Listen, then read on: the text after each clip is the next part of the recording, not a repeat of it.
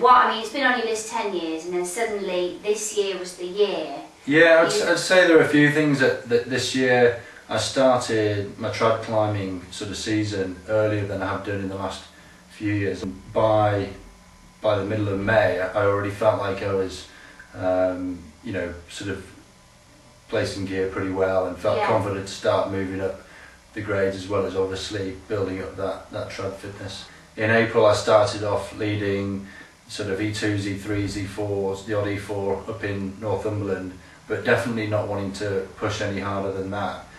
Just wanting to get, you know, good base level of fitness and feel like I was climbing well and feel like I was placing gear well. And then through May I sort of started to step it up a little bit and led the odd E5.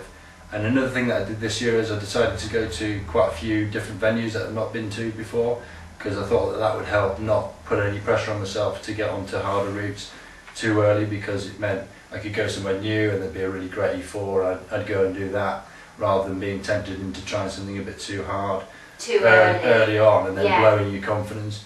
Because obviously so much, you know, to do with pushing your level is about feeling confident, and you know, it's all about building that confidence. And once you've got confidence, then that leads to more confidence. That's exactly it. And you know, you get on, you know, you do get on a roll. And the day before I did Conan, I did a reproduction in E6 on High Toll, which is a much easier route at that grade.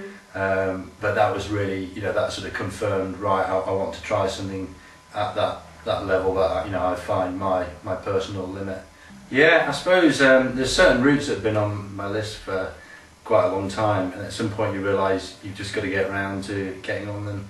And I think, you know, one of the sort of key things that I find when I'm at my limit on a trad lead happened on that route, where I actually got to a position where I tried to sort of push on, but my instinct was, you know, you've got to retreat here, because if you carry, you know, if you try and do this move, you are going to fall off.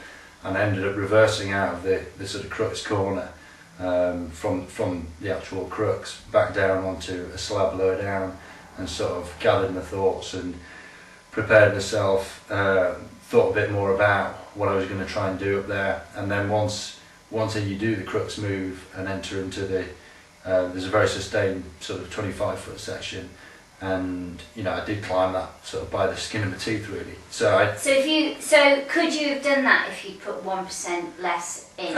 Probably not. I mean, I was pretty close to my limit. And when I was reaching out, you climb to the top of this corner and then you get to a break, and I literally was grabbing the brake and my feet were coming off. I think that's one of the things that you know, when you're what people call in the zone, or you know, you're right at your limit, I think that the trick is to you know, it's to be able to remain calm when you're getting pumped or you're finding things difficult, and to actually realise when, if you just try and force this, it's going to go wrong. And sometimes, you know, it's just looking about yourself a bit more and spotting a little foothold and thinking, yeah, that's right, that's the crucial hold. I find the sort of the most rewarding moments are where you manage to sort of reorganise yourself in the heat of the moment to, you know, just to get things right, and then you can get through it, rather than starting to forget about your footwork or whatever, you know, the classic things we all do when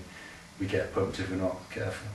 You sound like you really prepare in every sense, from looking at the conditions and planning your year and all the rest of it. Yeah. If you do that, does it always go right, or do you have times when it doesn't always go right. I mean, I've fallen off twice this year, and you know, generally I don't like to fall off, stating the obvious. But I think, you know, a big part of building my confidence is not falling off, and that might mean that I probably do less routes or I have less successes. But I'd rather have fewer successes and fall off, you know. Is that because you're scared of falling, or it's just you just don't want to have failed on a route? Yeah, I don't really want to fail on a route. So I think you've got to be careful. You know, you don't want to push yourself so hard that you're falling off a lot, because that's certainly always been mine. Certainly not early in the season, anyway. No. Or at all. That's exactly right. I think early in the season, a good strategy is to pick, if you're going to step up to the next grade, is to pick routes that you think might suit you. You know, don't just, or again, don't jump on something at the wrong time of day when you know at the end of the day you're a bit tired, just for the sake of it, because you'll end up regretting it afterwards if you have a really hard time, and then that knocks your confidence